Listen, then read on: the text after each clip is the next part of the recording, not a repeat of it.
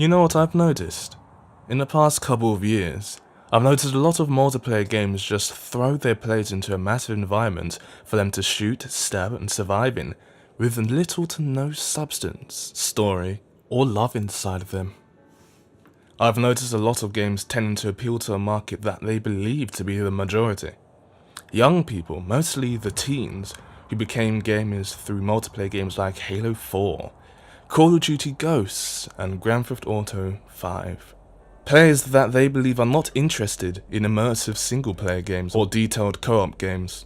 2/3 of my life ago, I used to love playing games where I could sit down with my cousins or my best friends and play through a game with them. Halo Combat Evolved is a popular example.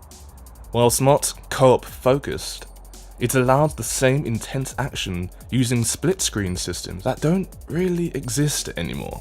A lesser-known example was the Conflict series, Desert Storm 2, or Global Storm.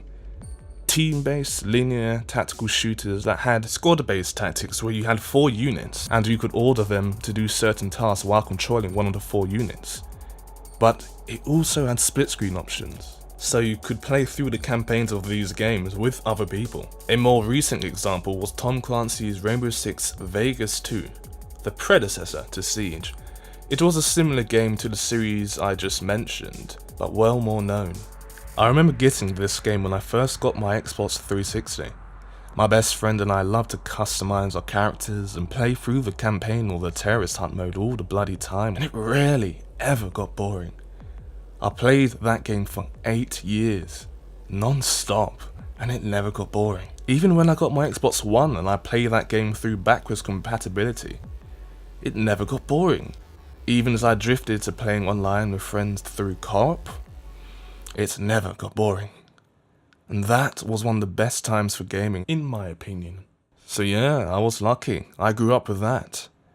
I grew up with games like Halo 3, Halo Reach, the good old days.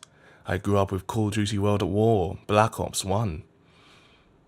But the newer, younger gamers, they didn't. They didn't grow up with Far Cry 2. They didn't grow up with Crysis, with Splinter Cell, with the old Hitman games, and most of the major publishers and developers, they believe that the older generations of gamers don't play games anymore. They think that we're out working a 9 to 5, making families, being adults, and adults don't play games anymore, do they? That's probably what they're thinking, because a lot of the business types in their suits running this industry into the dirt today think that most adults have their mindsets. But are they that blind?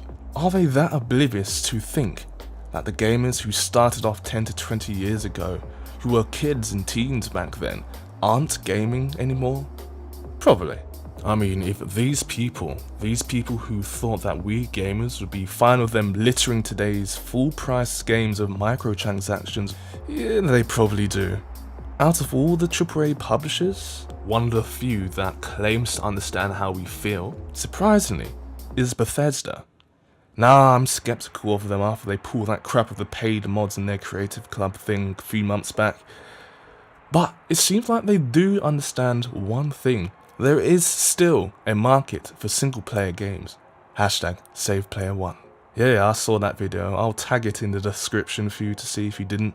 It's a good watch. Now let me clarify one thing so you don't get confused. The games I brought up in the start of the video were single-player games at the core. They just allowed co-op modes to run through it alongside its single-player modes.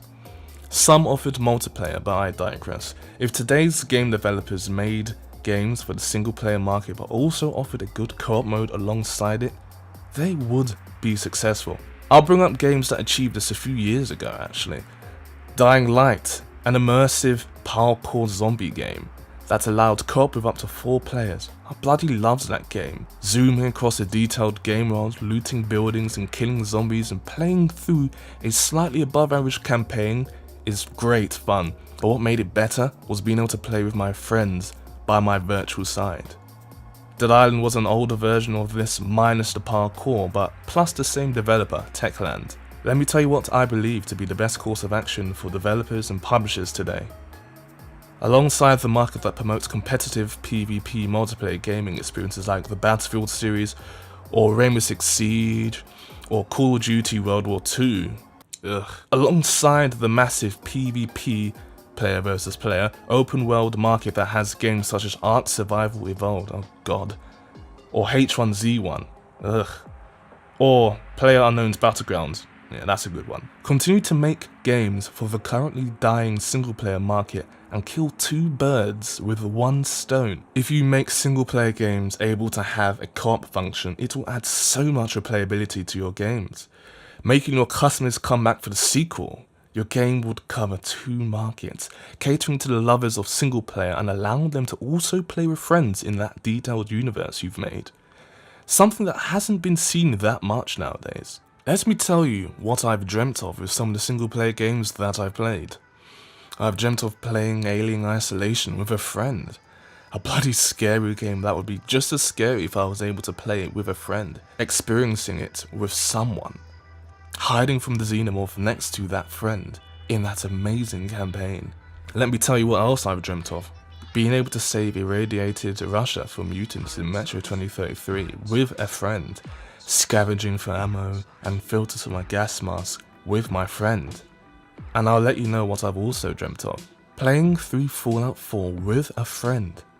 Whilst unlikely to happen and difficult for another developer to recreate, it would be fun to travel through the Commonwealth or another place, trying to find my son, and that friend could be a random bloke that they give you to be a co-op character, or allow the other player to control one of the in-game companions at least. Just having the ability to play co-op in these games will make it last so much longer, it would add so much replayability, and that is the thing that a lot of these publishers and developers are trying to achieve. But a lot of them aren't actually, achieving it. However, I do have a feeling that 2018 could be the year that this all happens. With games like the long-awaited State of Decay 2 coming out soon, I might finally be able to survive the zombie apocalypse with friends in an immersive PvE, player versus environment experience that is built with single player in mind instead of these dull open world sandbox survival games with no thought or love to them. Another game that could do this is Overkill's The Walking Dead. I can't bloody wait for this one. We actually haven't had a good open world PvE, player versus environment, The Walking Dead game yet. But Overkill's The Walking Dead is definitely on my 2018's game list. I hope this one does well. Far Cry 5, this one's interesting, very anticipated. After the mess that was Far Cry Primal, it seems Ubisoft has taken influence from a mixture of Far Cry 2, 3 and 4. You can have AI companions like in 2, but they're also adding co-op into the game. Actual co-op. Something people have been hoping for since 3. And this is a huge deal, and not enough people are talking about it. So we better start, because 2018 could be a great year for gaming, after the fuck-ups that have happened this year and the year prior. So, Overkill, Undead Labs, Ubisoft, any other publishers or developers I haven't mentioned. I hope your games do well next year, I really, really do. But whatever you do not, and I repeat, do not monetize your full-priced video games. Because trust me, it does not work. And it will not. It won't end well for you. Oh, EA, Electronic Arts. Suck on that, mate. Suck on that.